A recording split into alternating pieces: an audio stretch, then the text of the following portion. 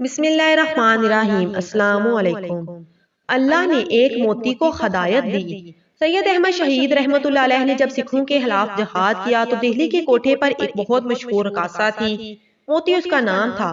شاہ اسماعیل شہید رحمت اللہ علیہ عشاء کی نماز پڑھ کر نکلے اور بازار حسن میں پہنچے اور موتی کے گھر پر دستک دی۔ وہاں سے ان کو خیرات دی جانے لگی تو انہوں نے کہا، فقیر پہلے صدا لگاتا ہے پھر خیرات دیتا ہے، تم میری صدا سن لو۔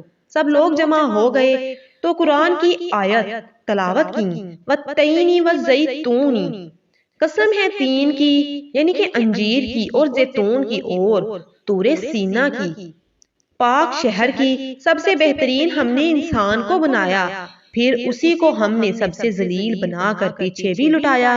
سب سے بہترین اور سب سے ذلیل کی تشریح بیان کرنی شروع کی تو موتی کی آنکھوں سے آنسو نکلنے لگے اور ان آنسوؤں سے اس کی پچھلی زندگی کے سب داغ اللہ نے دھو دیے اور اس نے توبہ کی اور کہا، اب میں ساتھ جاؤں گی۔ اس کا نکاح ایک شخص کے ساتھ کروایا اور پھر وہ مجاہدین کے لیے آٹا پیستی تھی اور مجاہدین کی خدمت کرتے ہوئے شہید ہو گئی۔ اس موتی کا کوٹھا کس نے چڑھایا؟ اللہ نے۔ وہ کون سی حلاوت تھی، لذت تھی، وہ قرآن کی حلاوت تھی۔ کاش ہم اس مٹھاس سے باخبر ہو جائیں۔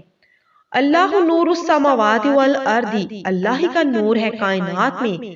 اللہ کی قسم، اللہ کہتا ہے کہ جو آنکھوں کے پردے حرام سے گرا لیتا ہے اور اللہ اسے چپے چپے پر اپنا نور دکھاتا ہے، کائنات کا ایک ایک ذرہ اللہ کی تسبیح پڑھ رہا ہے اور اللہ کی قسم اللہ سناتا ہے، اور جو اپنے کانوں کو گانے بجانے سے محفوظ کر لیتا ہے اللہ اسے سناتا ہے۔ جس کی آنکھوں نے حرام دیکھنا چھوڑا، جس کے کانوں نے حرام سننا چھوڑا، اللہ اس کو دنیا ہی میں دکھا دیتا ہے۔ اللہ پر ایمان لاؤ، سب کچھ اللہ ہی کے ہاتھ میں ہے۔ اللہ کہہ رہا ہے، میرے حکموں پر تجارت کرو، میں تمہاری تجارت کے منافع کی گارنٹی دیتا ہوں۔ کوئی شے اپنی ذات میں کچھ نہیں، جو ہے میرے اللہ کا امر ہے۔ سبحان اللہ۔